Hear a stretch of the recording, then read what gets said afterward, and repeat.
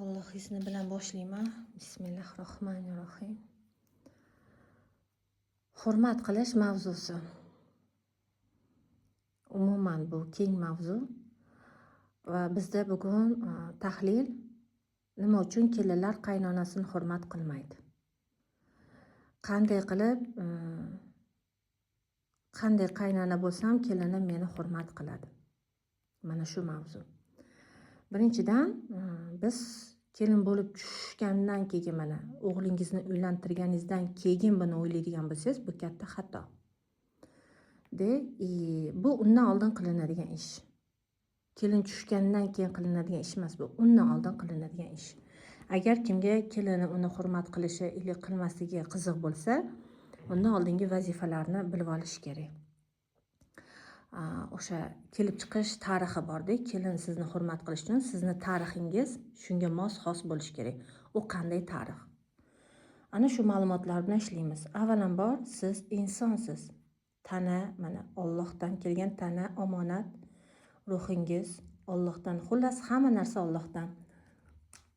Biz bu dunyoda qabul qiluvchi Alloh bergan hamma narsa, bu narsa bizga rizq. Uning o'zgarishiga, faqat rizqning o'zgarishiga faqat biz o'zimiz ta'sir qila olamiz. Alloh bilan birgalikda. O'zi hamma narsa Alloh bilan birgalikda bo'ladi. Inson o'zicha bir nima qilishga qodir emas. Ana endi Alloh kutadi bandasidan uning tanlovini. Ana endi hurmat qiladi, kutadi emas, hurmat qiladi. Agar inson o'zi bilan munosabati yaxshi bo'lsa, o'zini hurmat qilsa, xatti-harakatini, o'zini tanasini, ruhiyatini va shunga mos xos munosabatda qilsa, bu hurmatsizlikka uchramaydigan inson. O'zini hurmat qiladigan va o'zidan hurmatni o'zidan boshlaydigan inson, mana hurmatni har bir inson, farqi yo'q, ayolmi, erkakmi, hurmatni avvalambor o'zidan boshlasa, har xil ko'rinishda xilma-xil ko'rinishi bor bu hurmatni. Salomatligingni hurmat qilasan, uyqungni hurmat qilasan, ana u butun dunyodan oladi buni. Chunki butun dunyo uni aks ettiradi. Mana shunday boshlanadi. Har birimiz o'zimizdan boshlanadi bu hurmat. O'zini hurmat qilgan inson mana bu omonat tanani hurmat qiladi. Uning salomatligini, holatini, charchagan holatini, uyqusiz holatini, nima yeyapti, nima ichyapti, bu butga juda ko'p narsa kiradi. Hurmatsizlikni biz bilamiz nimaligi, uning ko'chalari ko'p. Va hurmatni Alloh bizga ko'rsatib qo'ygan jannatning o'zida. Buni qissalarni hamma biladi. Ana endi bu qissalarni biz kanalda ko'p eshitdik, Telegram kanallarimda. Ana endi Alloh bilan munosabatingizni, avvalambor o'zingiz bilan munosabatingizni to'g'irlaganingizdan keyin siz mana shu tanani yaratgan kim? Alloh. Kim berdi? Kim shunday qilib bekam ko'z qilib yaratdi? Kim shunday ishlattirib qo'ydi? Kim bu rizqni bekam ko'z qilib beryapti? Ola olmayotgan bo'lsa biz o'zimiz qayerdadir nimadirlar qilyapmizki, o'zimiz sababli ola olmayapmiz. O'zimiz sababli rizq o'sadi, o'zimiz sababli rizq to'siladi. Xullas, atak Alloh berib qo'ygan. Ana endi xullas mana shu bizni dunyoyimiz, mana ichki dunyoyimiz. Ichingizdan, ichki dunyoyingiz, mana bir xil aytadi so'zida, men hurmat qilaman. U bu prosta so'z. Mana hurmat qiladigan inson amallari bilan ko'rsatadi. Birovga isbotlash uchun emas, bu bafshi kerak emas. O'ziga yoqadi bu o'zini hurmat qilish. O'zi mazza qiladi o'zini hurmat qilganda. Bu birovga ko'rsatish hamma oldida qilinadigan ish emas. Xullas, o'zi bilan kelishib o'zini hurmatini to'g'irlagandan keyin bu Allohni yanada ko'proq taniydi. Yanada bog'lanadi, chunki bu mana shu tanaga, bu ruhiyatiga Alloh bergan har bir rizqqa bu shukrini aytadi o'sha hurmat qilish boshlaganda. Yaxshi tuyg'ular nurli-da, Allohdan keladi. Hamma yaxshilik bu nur. Nur o'lchamidan keladi.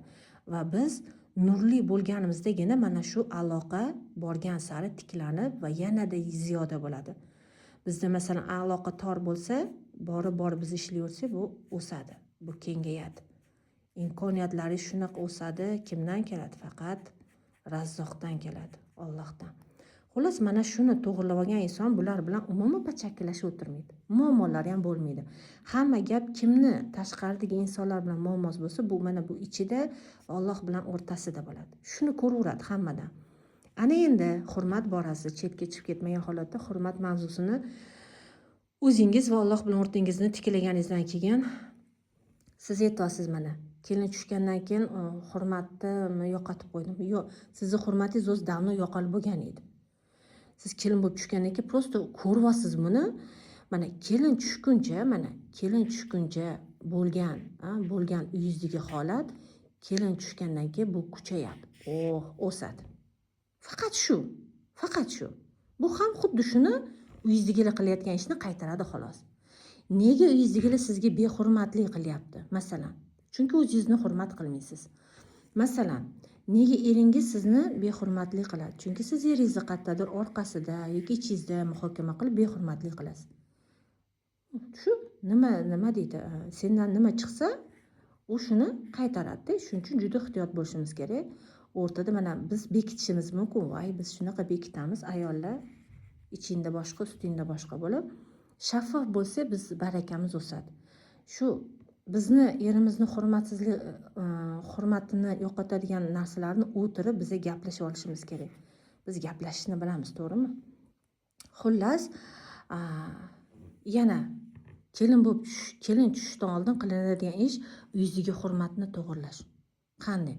Er-xotin munosabatida hurmatsizlik bo'lsa, значит bu yerda muammo borki, mana hurmatsizlik qilinyaptimi? Bilingki, undan oldin bu muammolar bor. Yechilmagan muammo bu nima bu? Prosta yechilmagan bir vaziyat. Yechilsa bu muammo bo'lmaydi, bu hal bo'ladi, bu zo'r bo'ladi. Hurmat yana joyida bo'ladi. Mana shu ishni qila olmagan har bir oilada kimlargadir nisbatan hurmatsizlik bor. Masalan, farzandi bilan yoki qizi bilan yoki eri bilan, farqi yo'q kim bilandir. Eng qizig'i, keliningiz mana shu xonadonga kelib tushganda faqat birinchi o'rganadi. Moslashadi va o'rganadi. Hali bundan hech narsa talab qila olmaysiz. Va shunaqa moslashadi, shunaqa o'rganadi bu xonadonga, mana shular qilgan ishni qiladi. O'zingiz va bular qilgan ishni qiladi, bo'ldi. O'sha vaziyat, o'sha. Prosta o'sadi vaziyat. Ko'payadi, albatta ko'payadi, chunki odam bittaga ko'paydi. Nabiralaringiz ham shunaqa, kelajakda keladigan nabiralaringiz ham mana shu uyni muhitini ular faqat takrorlaydi. Shuning uchun biz nima qilamiz? Biz undan oldin tiklaymiz. Agar eringiz bilan munosabatingiz yaxshi bo'lmasa, u muammolar bo'lsa, yechib hal qiling. Kelin kelgandan keyin hal bo'ladi desh, bu nolga teng gap bu. Kelin kelgandan keyin u nima? O'zingiz shu yoshda, shu tajribada shuncha yashab, shu tanigan insoningiz bilan kelisha olmasangiz, bu kelganda qanaqa kelishasiz? Nima bo'ladi? Ozgina bosim bo'ladi, keyin yana o'sha hammom o'sha toz. Xullas, va uyingizdagi hurmatsizlik tuzalmaguncha kelin sizni hech qachon hurmat qilmaydi. O'zingizning ichkaridagi hurmatsizlik tuzalmaguncha bu uydagi hurmatsizlik tugamaydi. Va bilingki, ekkaningizni orasiz, qilganingizni qaytar dunyo. Siz o'zingiz qaynoningizga, oyijoningizga qanday kelin bo'lgansiz, bu qaytadi. Onangizga qanday farzand bo'lgansiz, bu qaytadi. Mana shu ikkitasi shunaqangi chiroyli qaytadi. Shuning uchun to'y qilishdan oldin, kelin tushirishdan oldin bular bilan ishlolmagan, qitipatingizga tegan, butun bular bilan ishlolmagan, bu insoningiz bilan ishlolmagan, bu o'g'lingiz bilan ishlolmagan vaziyatni ko'pincha mana shu kelin bilan ishlashga to'g'ri keladi. Yangi kelganda mana shu xatolarni ko'rasiz. Ayniqsa bu ikkalasidagi xatolarni ko'rasiz. O'g'lingizda, eringizdagi xatolarni ko'rasiz. Mana o'zi baxtini yarata olmagan ayol kelinini baxtini ko'ra olmaydi. Ayolda-yu, unga farqi yo'q. Bu o'g'limmi xotini-yu, ichida shunday baxtsizlik holati bor-ku, baxtsizlik holati. Unda bu sof fikrlamaydi. Mana baxtsiz holatdan biz sof fikrlamaymiz, bu g'alati. Birinchidan baxtsiz holat bu kirlangan holat. Siz o'zingizda emassiz, sof holatingiz kirlanib bo'ldi. Kirlangan holatda inson qanaqa qilib to'g'ri bir yechim qilsin, to'g'ri xulosa qilsin? Qila olmaydi. Shuning uchun baxtsiz ayol sof baxtli yashayotgan farzandlarini ko'ra olmaydi. Bu normal holat. Shuning uchun bularni baxtini bilmagan holatda dabdala qilib qo'yishi mumkin. Normal baxtli yashayotgan oilani buzib yuborishi mumkin baxtsiz ayol. Shuning uchun kelin tushsa baxtli bo'laman, kelin tushsa orzumga yetishaman deganlar xom xayol bila. Avvalambor hali hech qanaqa kelin tushmasdan, hozir hali o'g'lingiz uylanayotgani ham yo'q, siz baxtni yarating. mana bu etapdan o'ting. Muammolaringiz bormi? Ikkita ulg'aygan insonsiz. Bir-biringizga arazlash bu bolani ishi. Yosh bola ulg'aymagan, ongini ulg'aytirmagan insonlar mana shunaqa talashadi, arazlaydi, tars etib chiqib ketadi, bunisi arazlab boshqa joyga borib yota oladi. Ulg'ayganmiz-ku, bitta kichkinagina muammo mana. Kichkinagina muammo kelyapti hayotimizga. O'tirib gaplashish kerak. Prosta bo'ldi. Ana qarabsizki, uni gapirayotganda siz jim turasiz, bu gapirayotganda siz jim turasiz.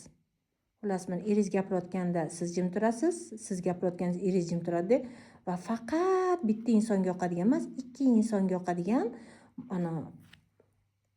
anaqa qilish kerak. Yechim qilish kerak. Yechim ikki insonga yoqadigan bo'lishi kerak. Shunda hech qachon er-xotin urushmaydi. Любой masalada. Bola mavzusida, qaynona mavzusida, boshqa mavzusida er-xotinlar mana shunday kelishsa hech qachon bir-biridan muhabbatni ham sovib ketmaydi. Er uyga kelgisi kelmay, ayol uni turg'unni ko'rgisi kelmay, mana shunaqa janjallar bo'lmaydi. Prosta sovuqlashib ketish, hali muammolarni mana shu muammo o'siradi de hech kim kelib tuzatib bermaydi. O'zingiz tuzatmasangiz.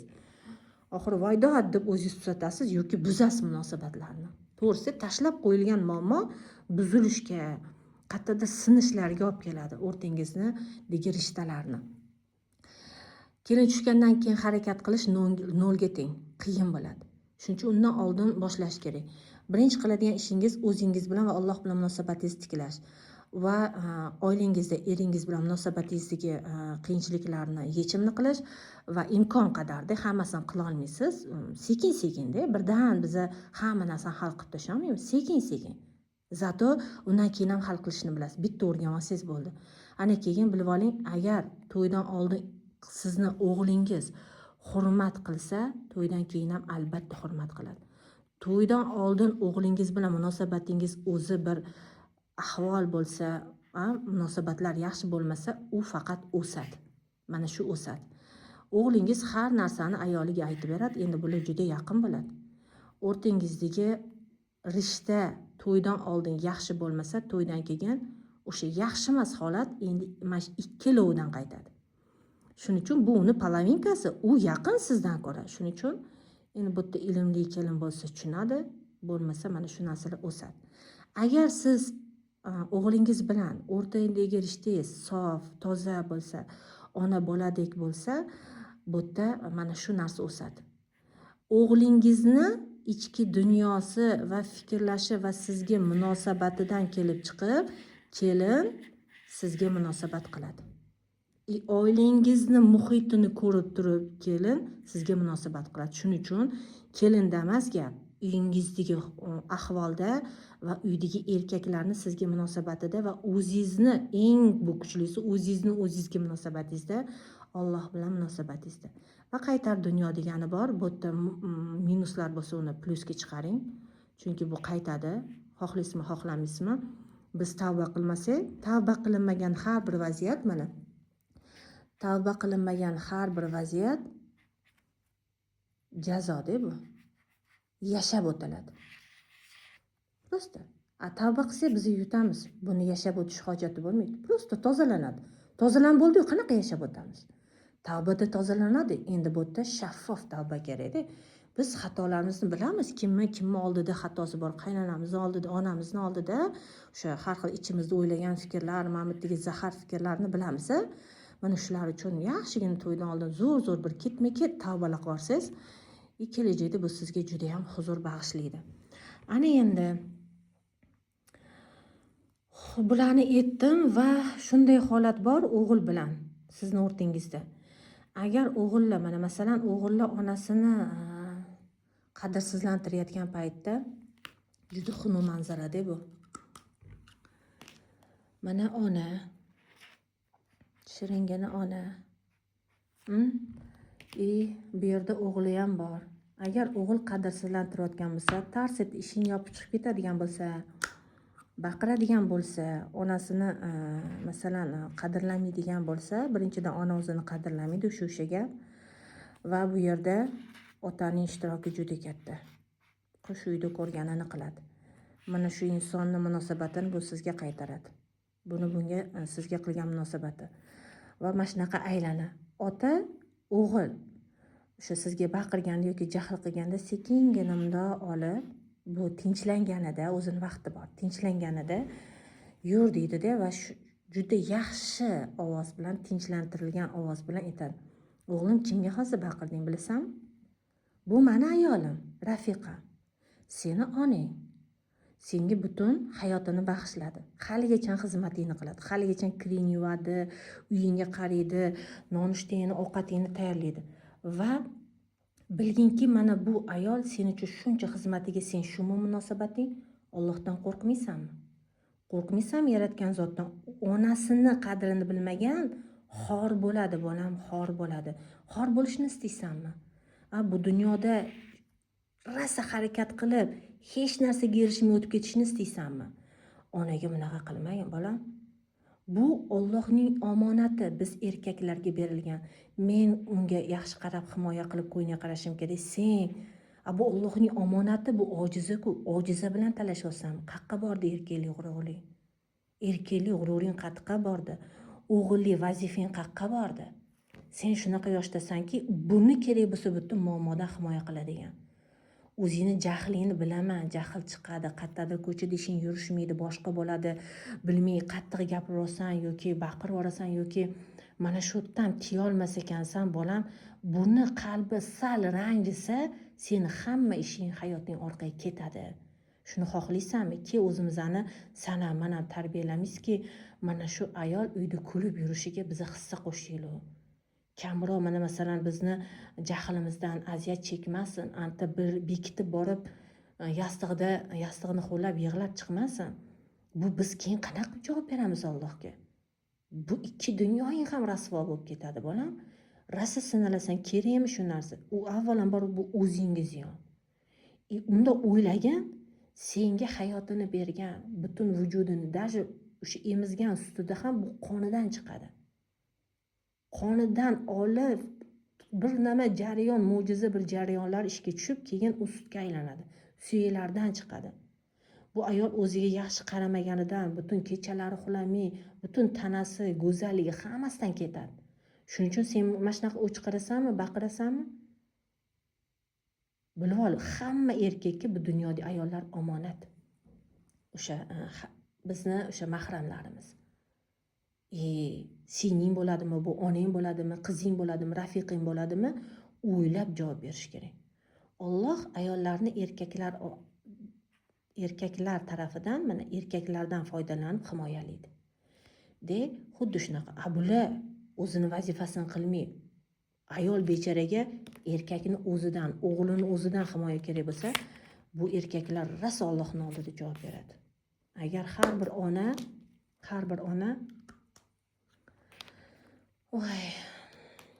bir ona o'zini uyidagi erkaklardan himoya istasa, rosa bu erkaklar so'lib boradi, borib kundan kunga.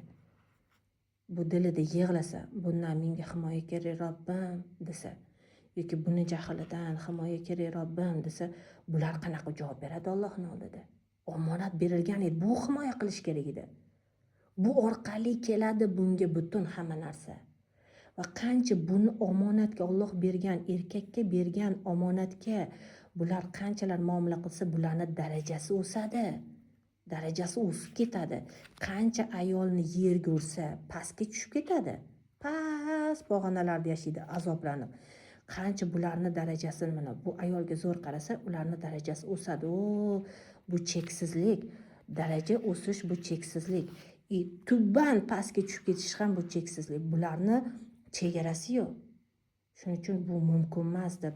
Mana shu suhbat o'g'il bilan, mana ota o'g'il bilan kamida 10 marta qiladigan bo'lsa, shunday holatlarda bo'ldi, bu bola hech qachon unaqa muomala qilmaydi. Keyin kelajakda bu o'g'il o'sgandan keyin, mana yoshi yetib, shu nechidir yoshdan keyin uylanganda hech qachon ayoliga onasini yomonlamaydi. Kerak bo'lsa sal bu ayolcha kelinimiz tushunmasalar, bu to'g'rilab qo'yadi. Bu onam deydi. Butun hurmati, izzatda bo'lish kerak. Qo'lingdan kelgancha qil.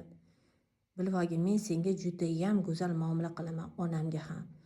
Sizlar menga Allohdan berilgan omonatsizlar. Seni ranjitishni istamayman, onamni ham ranjitishni istamayman. Chunki onamni ranjitsam meni 2 dunyoyim ko'karmaydi ham, bilib olgin.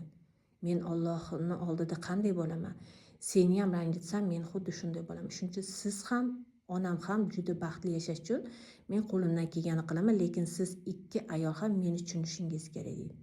Shuning uchun erkaklar juda daho, ko'prikka o'xshaydi. Va butun Alloh hamma ilmni nomlarigacha, uning barcha ikir-chikirlarigacha o'rgatib bo'lgan odam atoga. Har bir erkakda bu bor. O'sha DNKsida ilohiy Allohdan keladigan, o'sha odam atodan keladigan butun ma'lumot bor.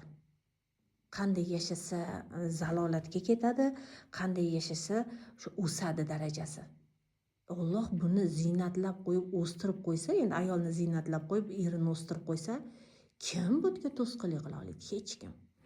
Mana shu yerda bitta oyat juda menga juda ham ko'p o'zimga eslatamanda. Alloh bandalar men haqimda qanday fikrda bo'lsa, men shunday bo'laman deydi. Bu degani bizni ruhimiz Allohdan, tanamiz Allohdan, hamma narsa Allohdan, rizq Allohdan. Bu degani hamma narsa Allohdan ekanmi? Mana butun dunyodagi hamma narsa Allohdan ekani, bo'layotgan voqealar yo'q, hamma narsa shu hamma narsaga bo'lgan qarashimiz bizni Allohga bo'lgan munosabatimiz ekan. Mana shuni o'zi tushunib oling, siz yo bir gullab, yashnab, ko'karib ketasiz yoki bir qiyinchilikning ichiga kirib ketib qolasiz. Shuni tushunsak bo'ldi. Hammani tushunish shart emas. Mana shuni tushunib olinglar bo'ldi. Hamma narsa Allohdan. Hamma narsa. Oyat bor. Qimillagan narsa borki, qimillamagan narsa borki Allohniki. Allohning mulki. Endi faraz qiling, Allohning mulkiga munosabatimiz biz o'zimizga bo'lgan munosabatimiz. Kelajagimizga, hayotimizga farqi yo'q. Bu yerda nimalar bor? Bu yerda milliard mana tuganmas, bitmas narsalar bor. Voqealar, boyliklar, qiyinchiliklar, kasalliklar, hamma narsa bor bu yerda. Ilm, ilmsizlik. Biz nima dedim? O'sha rizq berib bo'lingan onani qonida, lekin biz unga ta'sir qilishimiz mumkin. Ilm olib, nega birinchi oyat o'qi deb tushirilgan? O'qi, nega beshikdan qabrgacha ilm oldi? O'rgan, o'qi deyilgan. O'rganmasang yurasan pastga, men bitta qiynalib, nima bo'lyapti menga o'zi qaqqa ketdi hayotim debdi. O'rgansang mana shu narsalarga erishasan. Yanada o'sha rizqingni o'sishiga, hayotingni sifati, barakasi o'sishiga o'zing sababchi bo'lasan. Har bir inson birov kelib seni ichingni bunday tuzatib ketmaydi. Hamma o'zini isloh qiladi, birovni tuzatmaydi. Allohga bo'lsin, lekin bizga juda qiyin.